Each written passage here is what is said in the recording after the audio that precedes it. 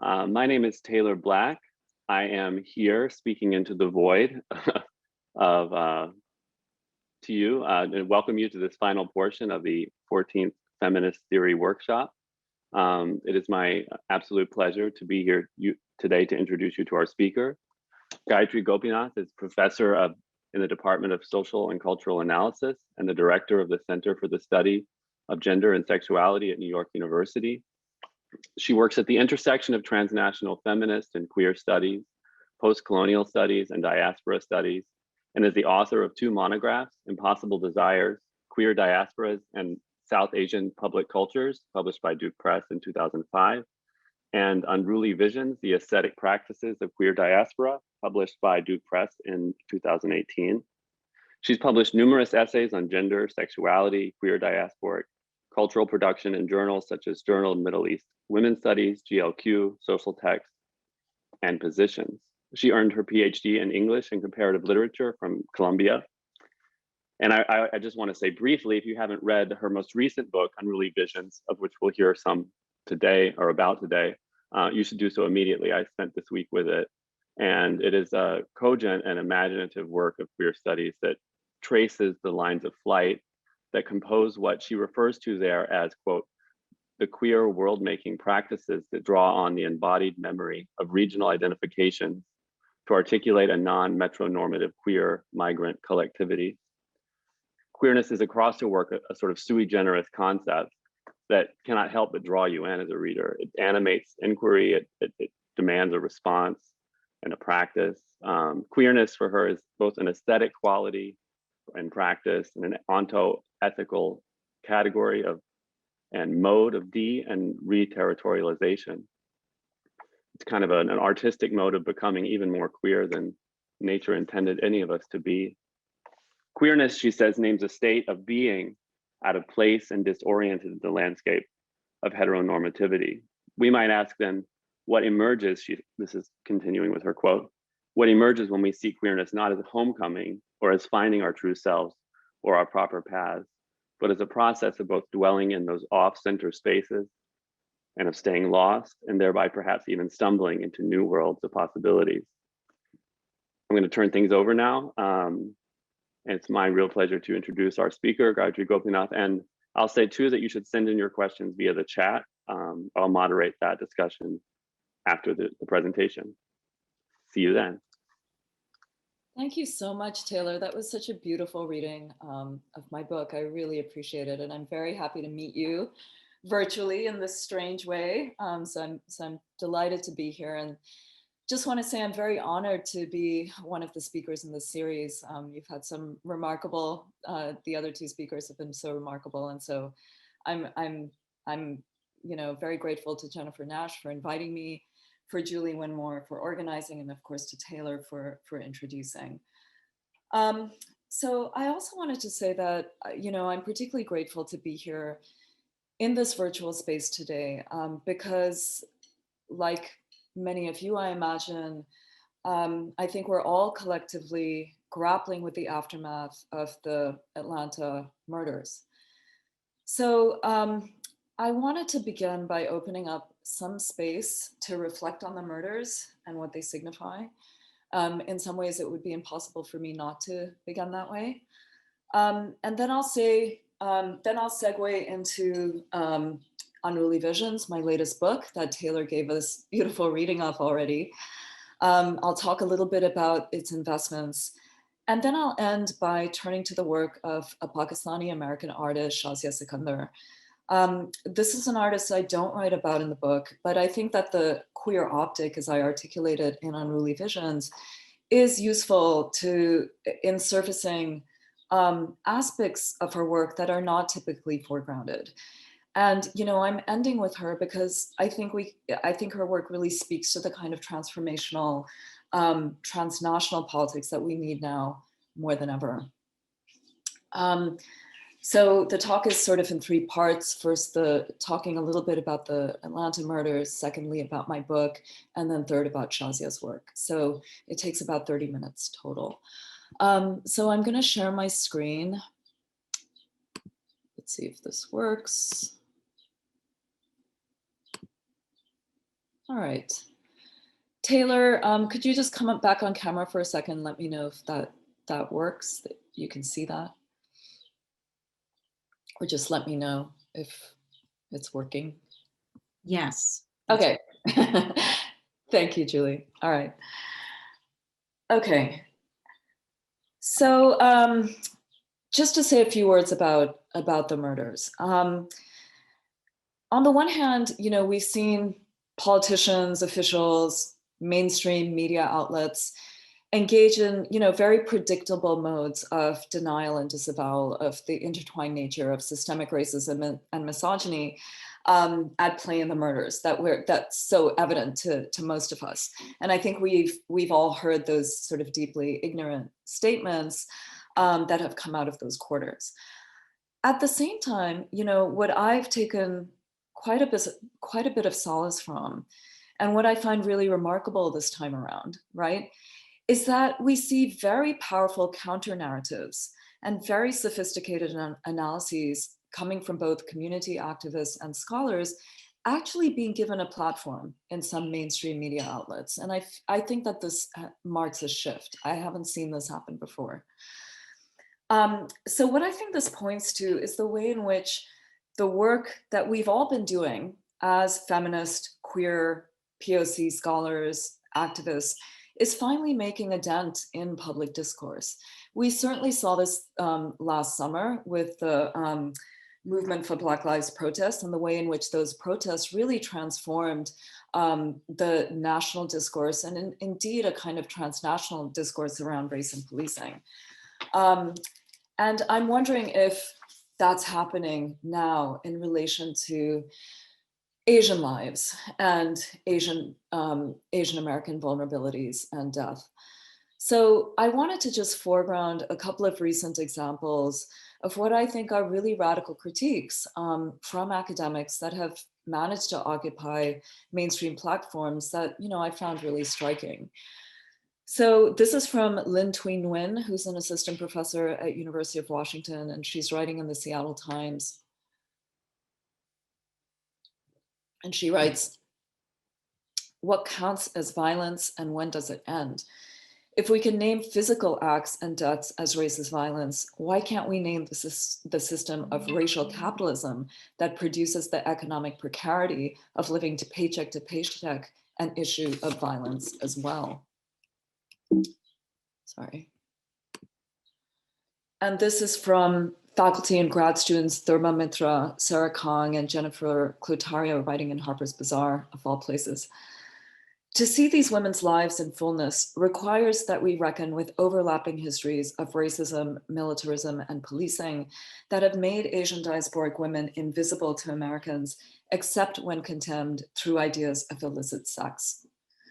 So to me, it's pretty amazing to see these complex analyses that have been honed in gender and sexuality studies and ethnic studies spaces finding their way into mainstream media outlets.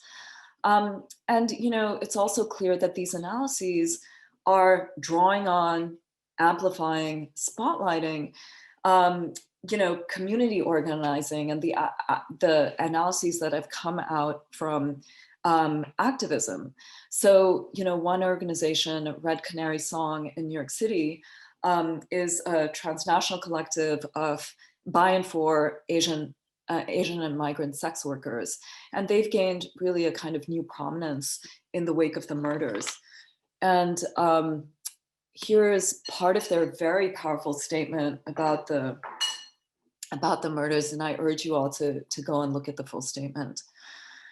"Due to sexist, racialized perceptions of Asian women, especially those engaged in vulnerable, low-wage work, Asian massage workers are harmed by the criminalization of sex work, regardless of whether they engage in it themselves.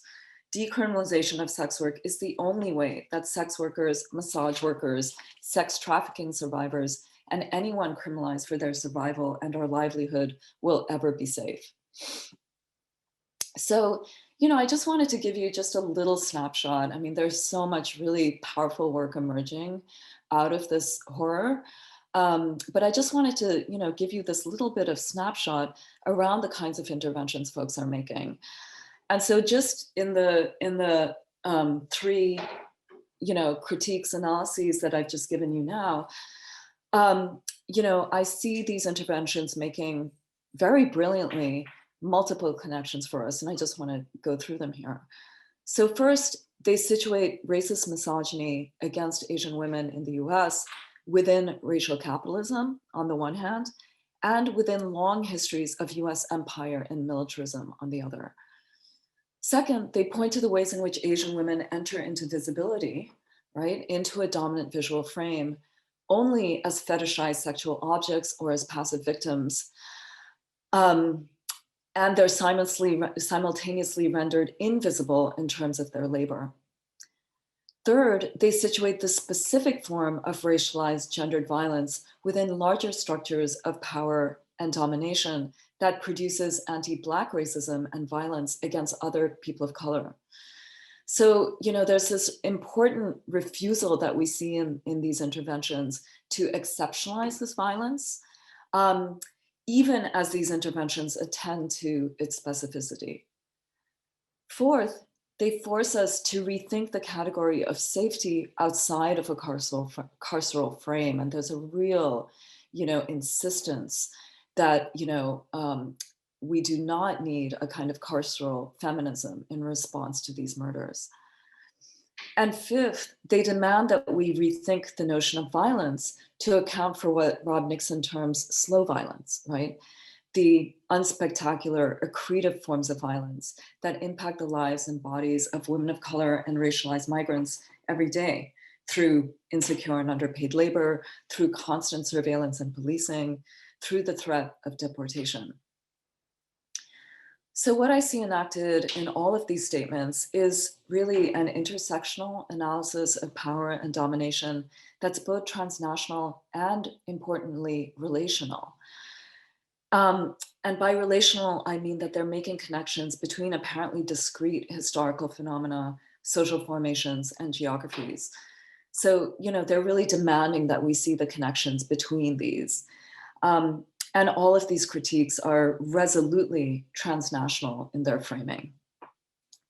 So with that, I'm going to segue, perhaps not very smoothly, into a discussion of my book, Unruly Visions. So it may seem that talking about, the aesthetic practices of queer diaspora, as I do in the book, is unconnected to thinking about this entire constellation of power that the murders surface. But to my mind, these are actually not discrete projects. So all my work, from my first book, Impossible Desires, Queer Diasporas in South Asian Public Cultures, to this latest one, Unruly Visions, has been deeply invested in creating and enacting, a transnational queer feminist framework that actually allows us to see the intimacies of apparently discrete geographies, temporalities, and social formations. So visuality has always been really central to my work. And as I argue in Unruly Visions, the politics of vision, what we see, how we are seen, has been central to the workings of colonial modernity. And so I'm just going to read this quote from the introduction of Unruly Visions, where I write, "An abiding legacy of colonial modernity is that it has instituted a way of seeing and hence knowing that obscures the interrelation of imperial, racial, and settler colonial projects as they produce racial, gendered, and sexual subjectivities.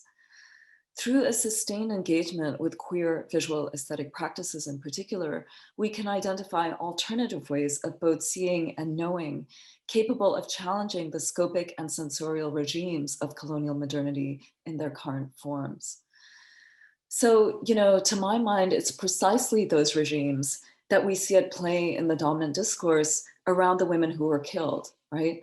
We see the erasure of histories of empire, of militarism, of racial capitalism from the scene of the crime. And of course, along with the women themselves being rendered simultaneously hypervisible as victims and fetish objects and invisible as subjects of history, as full complex human beings with their own psychic interiority. And I was so struck by how, at least in the initial media reports, we got so much more of a sense of the psychic interiority of the killer than we did of the women themselves. And this is something that, the kinds of interventions that I've highlighted have been really pushing against. So in both books, I'm trying to articulate a queer diasporic theory of visuality. In Impossible Desires, I named a queer diasporic reading practice. That's what I was sort of articulating in that first book. And, in fact, that is a practice of seeing, right? I was trying to articulate a queer diasporic frame that allows us to see queerness in all its specificity, in all its nuance, in all its tactility, right? Across difference, whether that difference is racial, geographic, cultural, temporal, right? So in a lot of ways, that's what that first book was doing. It was trying to sort of train our vision to see queerness in these unexpected locations, in these other forms, right, that may not be immediately visible to us. And in some ways, that's what I'm doing in Unruly Visions as well. So in Unruly Visions, I'm mobilizing what I call a queer optic, right, that brings into focus intertwined histories that traverse the South Asian diaspora, which was really the focus of the first book, but that also exceed it. And so this is where I think the second book sort of goes beyond the first book, in that in Unruly Visions, I'm really interested in thinking about the intertwining and the intimacies of these different diasporic trajectories, not just South Asian.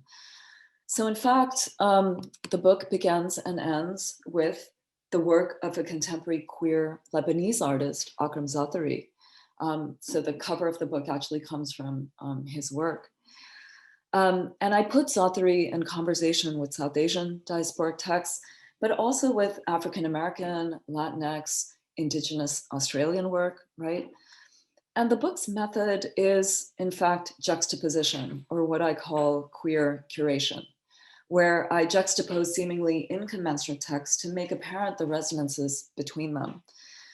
So there are different layers of curation at work in the book. The artists themselves are curators. So in Zaatari's case, for instance, he's, this contemporary Beirut-based artist. And he's working with the photographic archive of a studio photographer named Hashim El-Madani, who created thousands of images in this town where he was based, in Saida in South Lebanon, over the course of some 30 years, from the 1950s through the 1970s. So Zaatari chooses, arranges, and places these images and puts them back into circulation some, 50 years after they were initially made. And so this image that you see, the cover image of the book, is one of those photographs that Zaatari sort of excavates from El-Madani's photographic archive. So the artists themselves, and Zaatari is an obvious example of this, are doing this kind of curatorial work.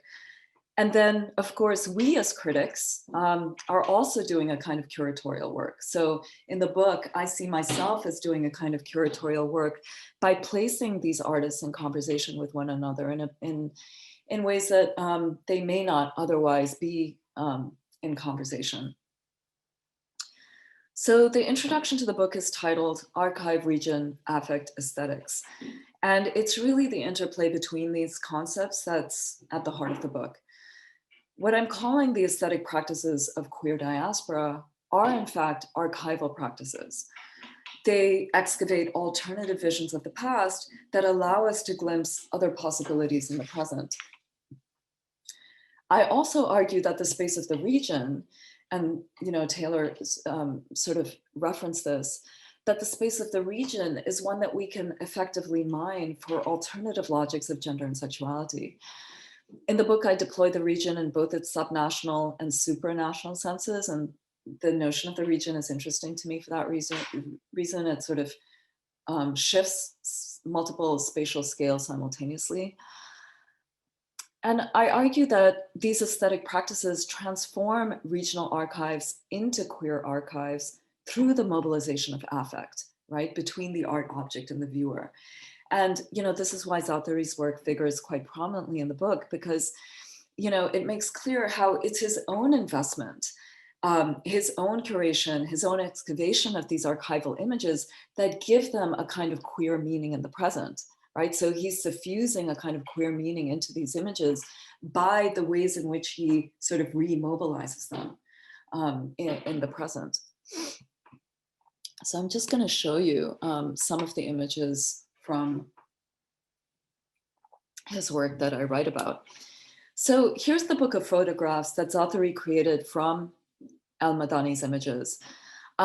Most of the photos, as you see, are of weddings, they're of children, right? They're sort of the typical photographs that one would expect from a studio photographer in a sort of provincial town from the 1950s. But then the images that Zaatari chooses to reproduce from this archive and collect into the book are very specific. So remember, there's literally hundreds and thousands of photographs that he could have chosen from. So he gives us these sort of typical images of weddings and babies, etc. But then he gives us a whole series of images of this kind of homosocial intimacy between men, this kind of hypermasculinity, we can call it, specifically a kind of militant masculinity, men sort of flexing, preening, right, holding these props, guns.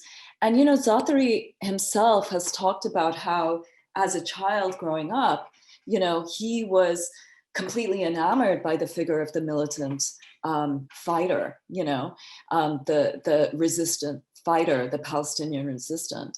And that became the basis of his own queer identification and his own queer desire as a queer child. And so there's a kind of homoerotic intimacy that he suffuses these images with. But then what I find most interesting is not the kind of queering of these images through this kind of gay male framing of desire. It's that he chooses to end this series of images of this kind of homosocial militant masculinity with what we can understand as its negatives, right? Gender non-conforming figures. So there's this whole series of Abba the Tailor that I find so fascinating, where we see this figure, with friends, perhaps lovers, right? With family members. So you see the ways in which this gender non-conforming figure was clearly embedded within this kind of rich social world, right? You also see these images. This is what Zaatari ends that whole series of like militant masculinity with, these images that he calls scratch portrait of Mrs. Bakari, right? These scratched out portraits of these women. And then you also have, right, these images of what look like a homoerotic intimacy, right, between men. So to me, what Zaatari is doing here is calling into the present, right, this whole history of those who are lost to history, right? Female figures, genderqueer figures, queer desire itself, all that which gets written out of dominant historiography and a kind of triumphalist reading of even sort of anti-colonial nationalism. So what Zaatari allows me to get at is what I'm calling a queer regional imaginary, right? And here, he's deploying region in its subnational sense. Remember, these photographs were taken from Souza in South Lebanon, right? And South Lebanon has a very particular history in relation to the Lebanese nation. So, I'm particularly interested in alternative gender and sexual formations that may exist in the space of the region, right? But that get occluded within nationalist historiography. So Zaatari is excavating this kind of regional photographic archive in South Lebanon to bring its queer valences to the fore, right? And I think what he's suggesting is that the story of the region is not necessarily the story of the nation, right? There may be something queer about the region in that it can be out of time and out of step with the temporality of the nation, right? And this is, I think, what an artist like Zaatari is trying to excavate. And remember, this is, a kind of his own queer imagination of the region. And Saida, where these photographs come from, is his own hometown, right? So he's sort of conjuring into the present this kind of memory of this particular regional space and the kinds of gender and sexual logics and desires and embodiments that may have existed within that space, but then get written out of a nationalist narrative. So, just there's so much more to say, but just to conclude, what I'll say is that, as with my first book, what's at stake for me in this book is that it's really about imagining alternatives, right? Particularly at this sort of grim moment in history that we find ourselves in. So I'm looking to the aesthetic and to the visual in particular as a site of possibility, as one that makes evident the kind of commingling of our past and our presents and of our potential futures. So to me, it's in the space of the aesthetic that we can see these connections that are typically obscure, these connections across geographies, across social formations, across temporalities. So the book is very much about entanglements, overlaps, intersections, intimacies of these histories and geographies. So in this sense, I see the book as very much part of a collective project that many of us as queer scholars have been enacting in our work, that we try to excavate these intimacies in order to imagine other possibilities of organizing social life. So ultimately, this book is about what we can call radical relationality, right? And, in some ways, that's what I began my comment about the murders with, that we need a kind of framework of radical relationality that allows us to understand the kind of interconnections between these sort of apparently discrete historical processes, but that also allows us to understand the connections between our own social formations and those that seem to be other from us, right? So with that, I want to segue into the work of Shazia Sikandar. Because what I've been trying to say is that, it's in what I've been calling these aesthetic practices of queer diaspora that we can really glean these sort of unexpected connections between apparently dissimilar formations. And in some ways, radical relationality is exactly what Sikandar's work is all about. So I'm going to end with just a brief reading of her work. So for those of you who may not be familiar with her work, Shazia Sikandar is probably one of the most prominent, if not the most prominent contemporary artists from the South Asian diaspora. So for close to 3 decades, she's been, since she arrived from Lahore, Pakistan in the early 90s to New York City, she's been making work that enacts exactly the kind of transnational and relational frame that I suggested at the beginning of my talk is necessary to adequately understand something like the mass murders that happened in Atlanta. So Sikandar is trained in the incredibly labor-intensive art of Indo-Persian miniature painting. She works within that idiom in order to both pay homage to it, but also to radically deconstruct it. So for those of you who may not be familiar with this genre, I just wanted to give you a few examples. So this is sort of traditional examples of Indo-Persian miniature painting from the 17th century. And then you can see what Shazia does with it, right? She's really, and many artists now use that idiom of Indo-Persian and miniature painting and sort of mess with it the way Shazia did, but she really was the first one to do that in the early 90s. So in general, thinking thematically, her work really upends familiar framings of Muslim women within an Orientalist imagination as either hypervisible fetish objects or as passive victims in need of saving. And in both instances, as with the women killed in Atlanta, these framings render Muslim women completely invisible as complex subjects of history. So on the one hand, the address of her work, is against these racist and misogynist framings of South Asian and particularly Muslim women within the US. At the same time, she's just as invested in disrupting the fixed notions of culture, of tradition, of authentic national identity upon which religious nationalist regimes in South Asia depend.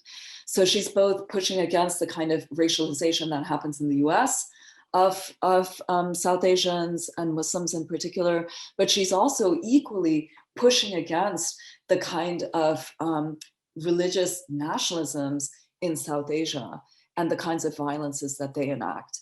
And I'm thinking particularly of the viciously anti-Muslim, anti-Dalit, Hindu nationalist agenda that we see happening in India right now under the leadership of Narendra Modi and the BJP. So, thinking about Shazia's work at this moment in history, I think is really important, given what's happening in South Asia and the kind of horrors that we see enacted in the name of Hindu nationalism. So, Shazia was actually not an artist that I write about in Unruly Visions. I was actually commissioned to write about her work after the publication of my book. And, I was asked to submit an essay for a catalog for an upcoming retrospective of her work. So that commission was an occasion for me to reconsider her work through the rubrics that I lay out in my books. She's an artist I've long admired. We're actually, contemporaries. We sort of came of age at the same time. But I've never thought to write about her because at first glance, the work doesn't seem queer in any obvious sense. And in fact, she's typically been written about in relation to sort of feminist art practices. She's never been written about in relation to queerness. But what I realize in my sort of re-look at her work is that putting her in conversation with queer studies and viewing her work through the queer optic that I suggest in Unruly Visions brings to the fore aspects of her work that I don't think have really been talked about before. And I've actually come to see her work as very much fitting within the rubric of the aesthetic practices of queer diaspora and their mapping of affect, archive, region aesthetics. And indeed, if Zaatari gives us, a certain mapping of the region in its subnational sense, I think Sikandar offers us a really different mapping of the region in its supranational sense. So she's really taking apart the notion of South Asia that we get from area studies frameworks. She's laying bare the arbitrariness of geopolitical lines of control. And she's radically disrupting taken for granted national boundaries, temporal boundaries, and certainly art historical boundaries. So in that sense, Sikandar's work traffics in what I would term promiscuous intimacies. And that's actually the title of the catalog essay that I wrote. The word promiscuous is derived from the Latin miscere, meaning to mix. And I think that's really significant because we can understand Sikandar's work as promiscuous in the sense that it surfaces the intimacies, the deeply imbricated nature, the mixing of apparently discrete aesthetic and cultural traditions, histories, and geographies. And as such, it enacts precisely the kind of radical relationality that's at the core of all the work I write about in Unruly Visions. So let me just show you a couple of examples of her early work. These are some of them. So this is her 1997 work, Venus's Wonderland. So the title I think is really interesting. I really do read it as a kind of wonderland of queer utopian possibility, to cite Jose Munoz. As viewers, we're immediately confronted by this riotous assemblage of figures, human and non-human, that quite literally spill out of the frame. We see here a disorienting collision of multiple art historical traditions and cultural vocabularies. And it's such an intricate piece, and I'm sorry you can't see it close up. But what she's giving us are these images of archetypal femininity from Islamic, Hindu, Christian, and pre-Christian mythologies that are quite literally fragmented, layered, submerged, obscured, and entangled with each other and with earth, sky, water, and non-human entities. The veil, well, let me just say that gender itself as a stable category of identity is exploded here. What we see instead is a radical interspecies relationality, an interdependence of human and non-human, animate and inanimate worlds. So the veil, right, that overdetermined and fetishized marker of feminine Muslim identity is here shredded into tendrils and rendered in white and red paint so that it both obscures and reveals simultaneously. Veils cover both human and non-human figures so as to render their meaning as gendered signifiers absurd and nonsensical. So here's another image. Sorry about that. This is a 2001 painting called Pleasure Pillars. And we see here Sikandar's signature juxtaposition of archetypal feminine forms from different art historical traditions. You see dancing women straight out of Indo-Persian miniature painting flank a pair of headless torsos of Venus and a Hindu goddess. A self-portrait of the artist's own face, crowned with enormous spiraling horns, floats above the torsos, in a sense serving as one head that connects the two torsos. So to me, Sikandar here suggests that her own aesthetic genealogy draws from multiple religious, cultural, and geographic traditions of female pleasure, potency, and eroticism. But you also have here the chilling insertion of two winged entities at the top of the frame, right? A streamlined fighter jet, and a dragon-like creature, perhaps out of Persian mythology, emitting fire from its limbs. Sikandar added the fighter jet to an earlier version of the painting in the direct aftermath of 9/11.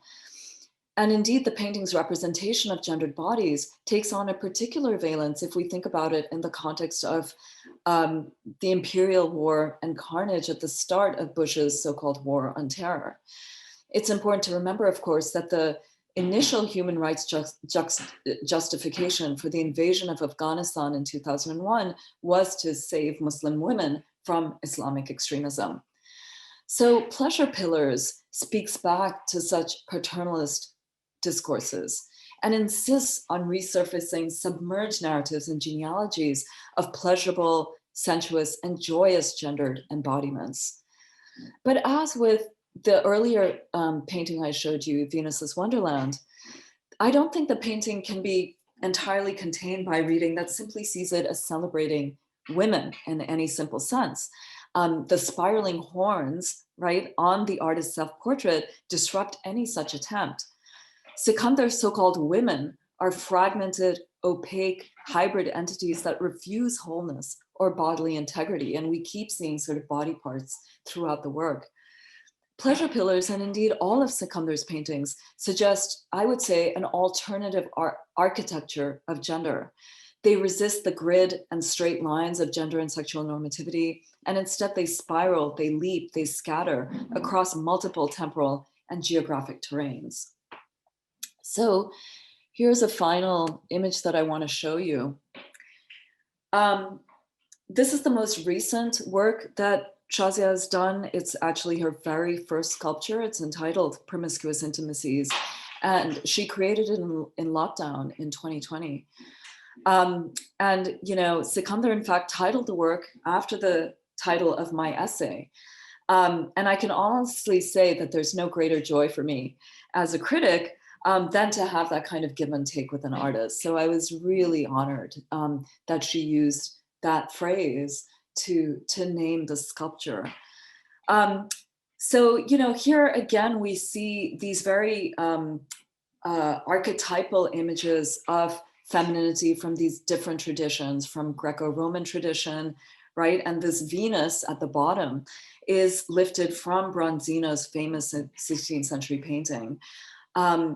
And you see her being sinuously intertwined with this Indian Devata figure, the celestial dancer from the 11th century. And so for those of you who may not know the originals, right, here they are, right? You have the Bronzino and then you have this celestial dancer. And here is what Shazia does with them. So the figures are quite literally dependent on one another, right? They literally cannot stand without the other. And there's this clear, desiring, sensuous, erotic relation between the two figures. So to me, the sculpture produces the art historical archive as a queer archive, right? Shazia envisions queer female desire and embodiment that draws on these multiple art historical genealogies and traditions. And to my mind, there's really no better representation of radical relationality, right? Our irrevocably intertwined, interdependent connection to the other across time and space, which we access through queer embodiment and through queer desire. And so to me, this is in fact an instantiation of what Jose Munoz terms queer utopian possibility, a backward glance, as he puts it, that enacts a future vision. And so for me, Shazia's backward glance offers us an indispensable, expansive vision of a more livable future that embraces the promiscuous intimacies of our shared past and presence. And perhaps this opens up possibilities for the future for a more ethical and humane, interdependent and interrelational way of living. So let me end there and I will stop sharing my screen and I'll invite Taylor back. Thank you so much for that. I thought what we would do now is I will give everybody a minute, including our esteemed speaker, to gather themselves, take a breath, and figure out what we want to talk about. And so I will take exactly a minute for us to do that. So please send in your questions via the chat, and we'll get to them in the order in which they are received. So I'll start actually, and I wanted to start, and I guess this is me being indulgent, with the epilogue, which is where I started the book for some reason. And I have to admit that I became obsessed. It's wonderful. And you finished by talking about Munoz and sort of looking backwards or looking, the queer utopic forms of looking, and you began by talking about juxtaposition. But I'll just admit that the little boy that's featured in the epilogue, I kept thinking about as I read the whole book. I kept going back to it, and indeed all the images. I mean, you've done such a wonderful job of curating all these images that just make you want to stare at them, and come back to them, and look longingly sometimes into them. Maybe that's just me, but this little boy I could not stop thinking about. Could you talk about what he has to do with the whole project? What this image has to do with the whole project? Yeah, and I'm gonna get my screen back because I'll show you that image.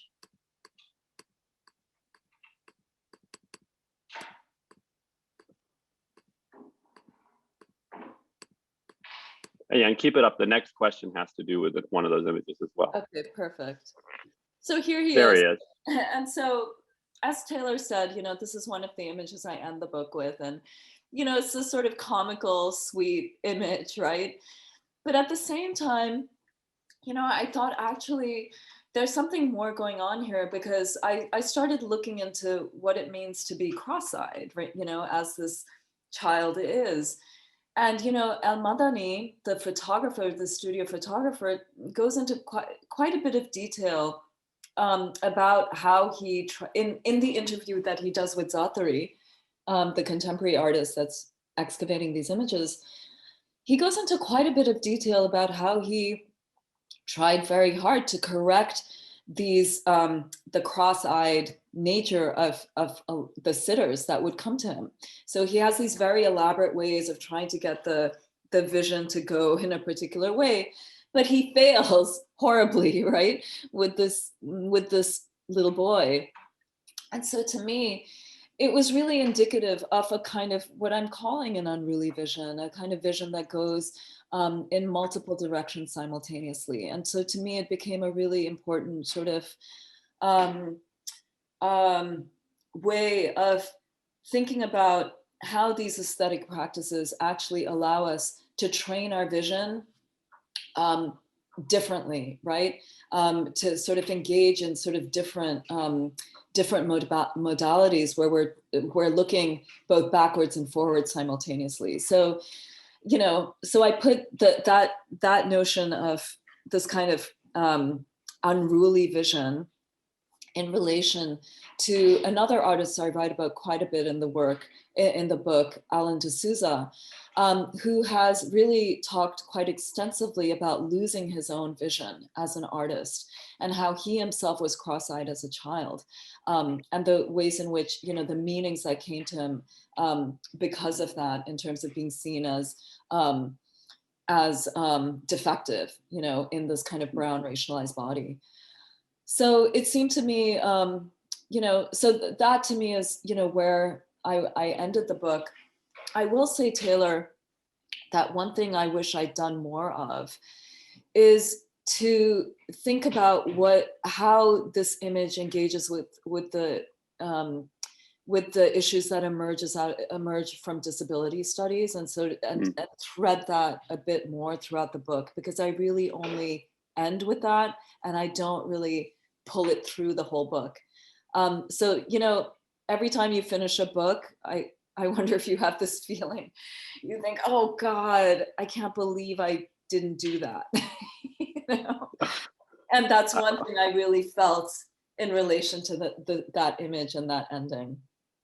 I think that's an experience of being alive in the world, which is good, an ethical experience of the world. Thank you. So another question we have here is about the scratches. I was wondering about this too. Could you talk about the scratches on the photos of the females? Absolutely, and those are really crucial. So this is fascinating to me. These images were fascinating, and they stopped me in my tracks when I saw them. Mm-hmm. And so Madani, in his interview with Zaatari, says that these images,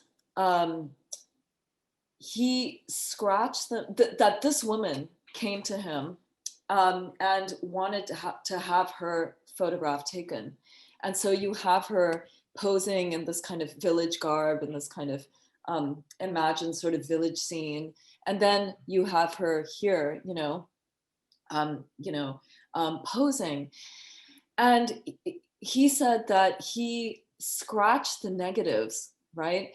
After her, as he put it, her jealous husband came to his studio and demanded that that El Madani turn over the negatives to the husband. He refused to do so, but he did agree to scratch them so they couldn't be reproduced, right? Mm-hmm. So what Zaatari does with these scratch negatives, right? And that's why you have the two dates here, where you have 1957 and 2012. Mm. They were initially created in 1957, and then Zaatari reproduces them and reprints them in 2012, right? We are also told by Madani that this woman kills herself to escape her misery, right? He just has that one line where he says, years later, after she killed herself to escape her misery, the husband came back to me asking for these negatives, and Zaatari and Madani refused to give them to him. So to me, these are incredibly poignant images because it speaks to her own quite literal self-destruction, right? In the hands of this, in the context of this clearly abusive domestic situation that she's in. But more broadly, it speaks to the ways in which female figures, women, are written out of history, right? The literal erasure of these women from history and from historiography. So on the one hand, these images are so double valence, multiply valence, because they speak to her own capacity for self-fashioning, for taking pleasure in her own image. I mean, she went to Madani's studio and demanded that these photos get taken of her. That was her wanting to portray herself in a particular way and take pleasure from that. And then at the same time, it's about her quite literal sort of erasure, both as a historical subject and quite literally her destruction, right? Mm. So to me, I thought it was really significant that, you know, Zaatari ends this whole series of photographs, right? That are really these, right? These sort of militant masculinity, you know, this preening, sort of almost comical hyper masculinity, right? That Zaatari himself, you know, he narrates the ways, as I mentioned, that he himself takes pleasure from seeing this, especially as a young boy, right? And these become the kind of kernel of his own queer, of his own queerness, of his own queer subjectivity and desire. But it's not a simple sort of reclamation of queer desire and queer gay male desire, because he ends with these scratch portraits. And so I think, to me, it's a kind of cautioning against how even sort of gay male rearticulations of the past and reclamations of the past, you know, can never forget the kind of the negatives, right? Quite literally the sort of negatives to even that kind of male-oriented reclamation of history. Does that make sense? Yes. Yes, and I'm looking here. I have two questions which seem to sort of fold around these issues that I'm going to try and fold into one another. One says, you focus on imagery, sculpture, and queer regional imaginaries and utopian possibilities, and asks if you've considered the role of language in these symbolic representations. This person says, I ask because they're increasingly interested in the revivification of an inward rather than Western conscious queer regional imaginary. They say this would rely on indigenous rather than Western languages, and they asked, did language or text emerge in the works you analyzed as a dimension of this imaginary? That's probably enough, actually, without folding the other question into it for now, if there's something there. I don't know if I totally, I need to, that was a complicated question. I need to see it again. Can we? Yes, it's asked by Francis Hastow at 251. Sorry, I'm trying to do the work Francis. I'm trying to make these clear and digestible. Can I just say, first of all, can I say Francis was the editor of this piece that I wrote on Zaatari, and so she knows this. She knows this very well. Yes, I see that. Yes. Okay, so can we read that? Do you mind reading that again for me? Yes. So she says, you focus on imagery, sculpture, and queer regional imaginaries and utopian possibilities. And she says, I'm lucky enough to be familiar with your engagements. Now we know. Have you considered the role of language in these symbolic representations? And she says, I ask because she's increasingly interested in the revivification of an inward rather than Western conscious queer regional imaginary. This would rely on indigenous rather than Western languages. And she asked, did language/text emerge in the works you analyzed as a dimension of this queer regional imaginary? Yeah, I mean, I don't really engage with that in the book per se, but I would say, Francis, absolutely. And, you know, I see that at work in the kinds of organizing and activism that's happening, say, in South Asia, which is a site I'm more familiar with than Lebanon. And so you have, you know, very specific vocabularies being articulated that may also, you know, queer maybe in there, or gender non-conforming, gender non-binary, the English words, but it's very much about specific regional articulations and affiliations. And that's a way to signal like the specificity of what queerness and gendered embodiment means in these locations. So I think you're absolutely right. You know, language is really crucial here. It's not something that I engage with in the book, but you're totally right. It's really crucial. Yeah. So maybe relatedly, someone here asked about method in terms of ethnography. They asked where ethnography might fit into your work. The images you show from the studio photographer show people from his community. The artist you analyze recontextualize the community to add queer desire in their framing. But the images themselves suggest a queer community that the photographer happened to document. Would your analysis be different if you encountered these images as ethnography instead of the product of an artist's aesthetic vision? I think that gets to really a kind of central question that, or central problematic that I was really grappling with throughout the book, which is that on the one hand, I'm trying to say that this is Zaatari's reclamation, excavation, reimagining of this past, right? So I'm trying to say that I'm very careful to say that it's his sort of queer reimagining of this region as a queer site, okay? At the same time, and really that's really central, what that questioner is getting at, and thank you for that question. At the same time, you're absolutely right. What's the name of the questioner here? Oh, Antonia. I'm sorry, maybe I should read the names. I was yeah, so Antonia, you're absolutely right. There is also a kind of documenting that we see in these photographs of, you know, a gender non-conforming figure that is deeply embedded within this space, right? So I love these images because you see Abed, right? A tailor, right? With his sister, right? In exactly the same pose. You see him with a friend, right? Mhm. And you see him with another friend. I don't know if it's the same friend or another friend. I think it's another friend, right? And so to me, you know, it's really about how Abed, there's a kind of unspectacularity actually of the way in which Abed inhabits these spaces.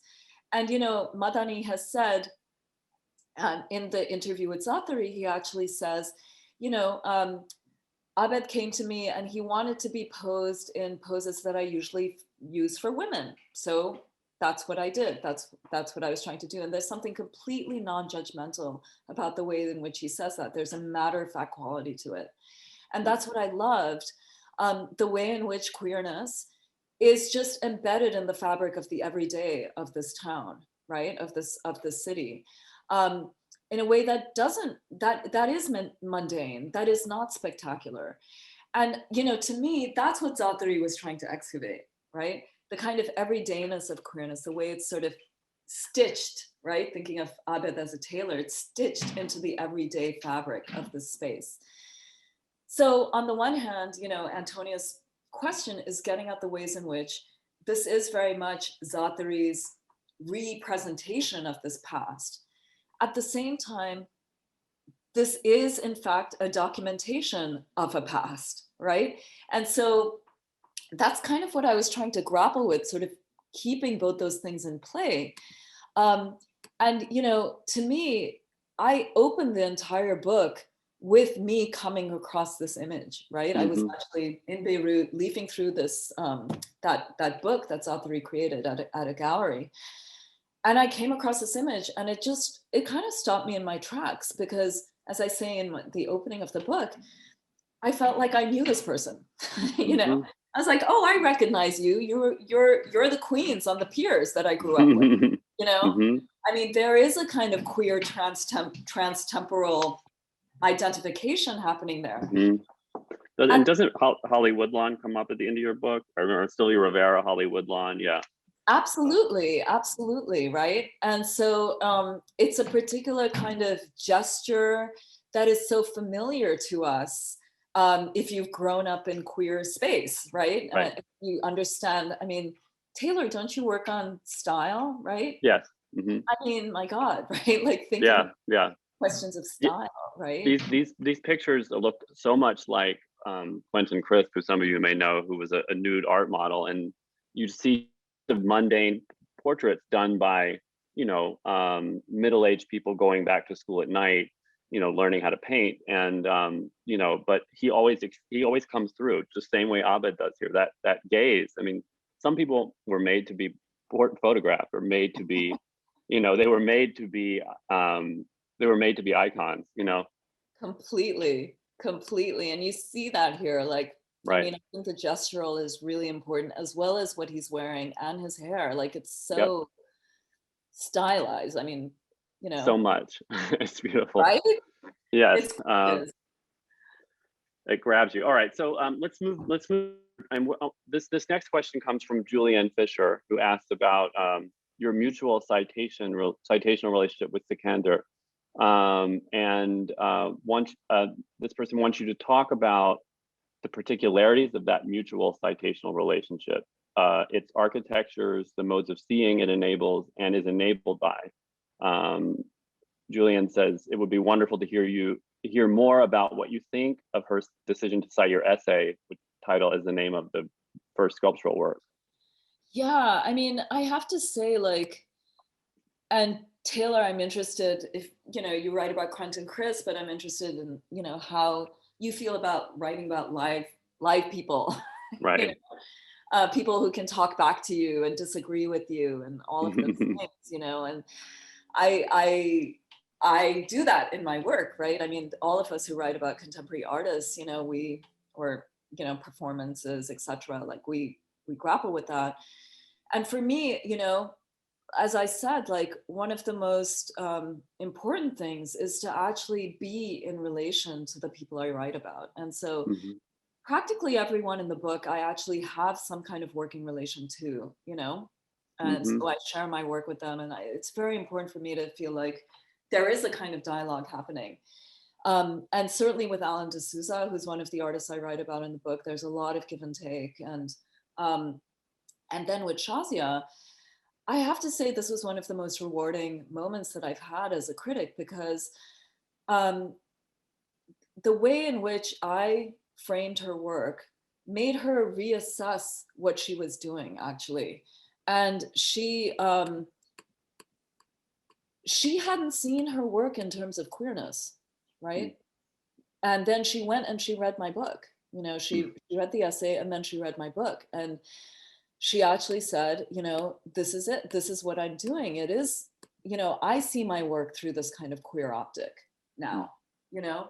And so what I love is that she actually shifted the way in which she saw the work.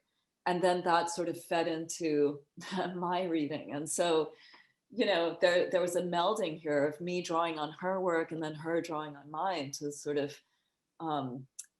anyway, so I just find that like really beautiful. And I'm just so enamored by that process, you know? So, you know, in my first book, I talk very much about, the first book is really thinking about sort of modes of hyperbolic femininity that we see, say, in Bollywood cinema, and the ways in which, again, through this kind of queer reading practice, we can understand hyperbolic femininity as a marker of queerness, right? Rather than a signifier of one's availability to heterosexuality. And all of you in queer culture, you know that that's what femme means, right? Like femme is about enjoying one's femininity, performing it, not for a heterosexual gaze, but in fact to signify your refusal of that, right? And so to me, these images are really about sort of femme on femme desire. And I love that, you know, and I've talked to Shazia about that, and she's like, yeah, I mean, that's how I see it. I want it to be really explicit in the desiring there, you know. Yeah, I mean, queers are supposed to convert. It's an age-old tradition. I'm glad that you're still participating in it. And I can still even remember when at the Ellen show, when she came out, the joke about the toaster oven, you know, that you get when you sign up, you know. There's a secondhand nature to queerness that's like that offers a conversion to someone who didn't realize they were already queer to begin with. No, exactly. I think I get a toaster oven. Yep, you do. Or a piece of art named after your essay. That's amazing. Okay, I'm going to shift here. We have a question from Amy Kwan, which goes back to the beginning of your talk. She asked, would you elaborate on the problem of circulation and relationality in relation to visibility, legibility, and access in the reporting of the Atlanta murders and the artists you discuss? In the case of the former, there has been a lot of coverage abroad in Korea and the Korean diaspora coverage that does speak to the humanity of the victims. This doesn't get circulated here. In the case of the photography, we see a stark difference of humanity and everyday lives and loves of Palestinian militants that do not circulate for the global gaze. That's such a great point. And I really appreciate what you're saying, Amy, that there is a kind of fullness to these women's lives that are given in certain contexts and then not in others, and that it doesn't translate. And I completely agree. I mean, what Zathari is doing is showing the ways in which, and you know, I have to say a lot of those images also that he, and I didn't show these, but a lot of them were based in Palestinian refugee camps, right, in Lebanon, a lot of those photographs, right? And so it also sort of gives a kind of texture of the everyday to folks who are simply rendered not having that, right? Like we never get that sense of the everyday of what it looks like to live in a refugee camp and to, you know, have your baby be photographed, or, you know, have a photograph taken on your wedding day or whatever it is. So, I mean, I don't know if I have more to add to Amy's point about there is a problem of circulation, and that these images, and so that, you know, these you know, that there's a kind of unevenness, unequal way in which these images circulate, and the kinds of meanings that we give to these phenomena. I don't know. I don't really know what more to say about that. Taylor, do you have any thoughts? What's the problem of being in this webinar? We can't hear from people. I mean, No. yeah, I mean, yeah, I'm with you. Yeah. Let me move us along. We have a question here from Lee, who also thanks you for bringing Atlanta into the discussion, and asks if you would speak more about how you work with both with opacity and visibility in what you conceptualize as the aesthetic practices of queer diaspora. How does opacity trouble visibility or visuality, and what ethics of seeing and reading does that demand of us? Maybe in some ways this relates to the question or the problem we were just talking about. Yeah. Do you see opacity and visibility as intention or as forming part of one another, or both? Yeah, I mean, I you know, I wish I had some other images of some of the other artwork to show you, but opacity is really crucial in a lot of the work that I look at, which actually refuses, you know, it refuses a kind of transparent, immediate intelligibility. Right. And I would actually say that even these photographs, right, that seem to, you know, I mean, if you just even look back at this one, I started by saying, you know, I had this immediate response of, I know you, right? I understand you, I recognize you. But, you know, even something that seems to be as transparent and has this kind of indexical quality as the photograph does, the more you look at it, the more, in fact, the photo refuses to give up its secrets, right? Mm-hmm.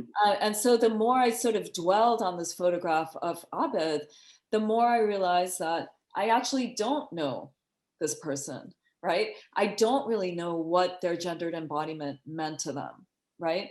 And so, you know, it sort of recedes from my vision the more we look at it.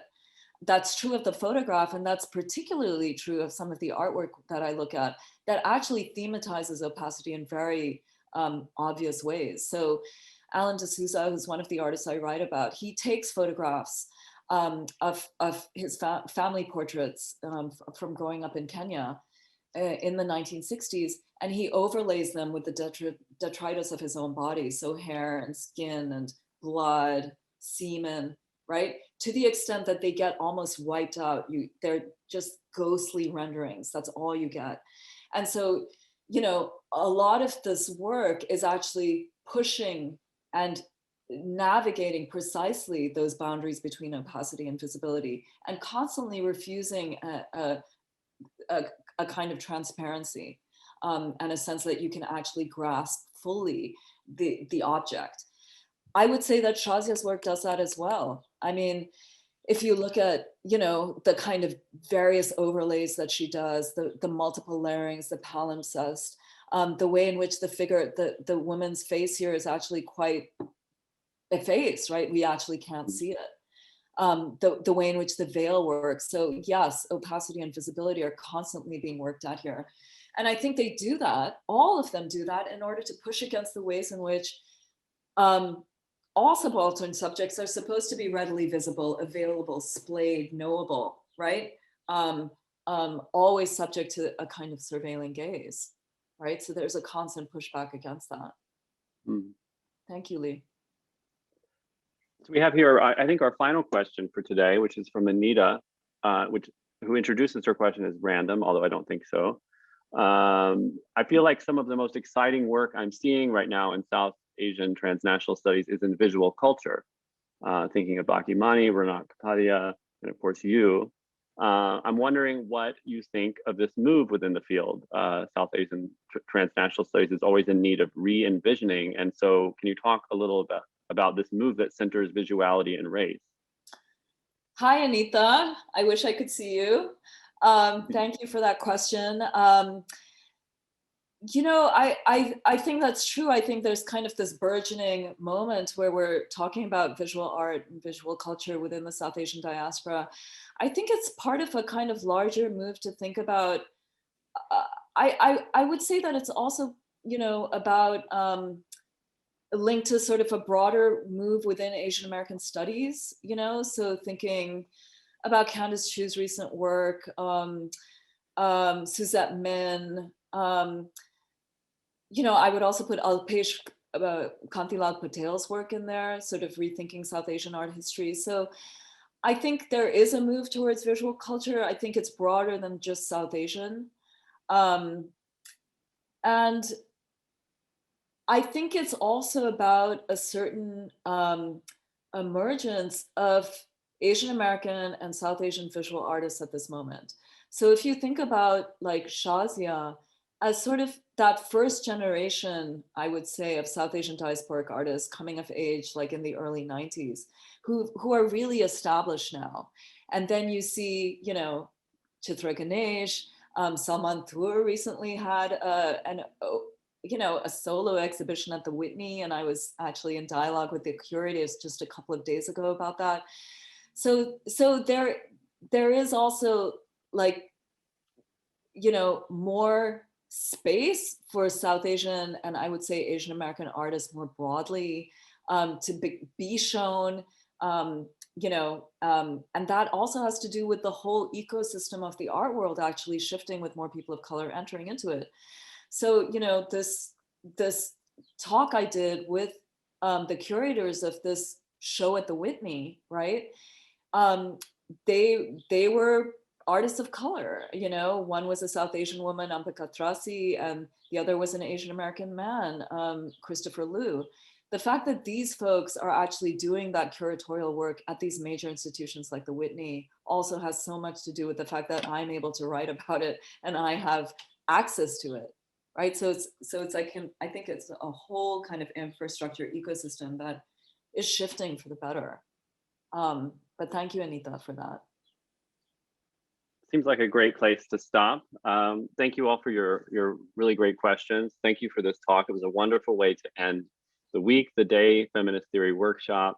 I've had so many different forms of pleasure spending time with you today and with your book. And I'm assuming I'm speaking for everyone here today too. And thanking you so much for this. This was great. Thank you so much, Taylor. Such a pleasure to be in conversation with you. Thanks so much, everyone.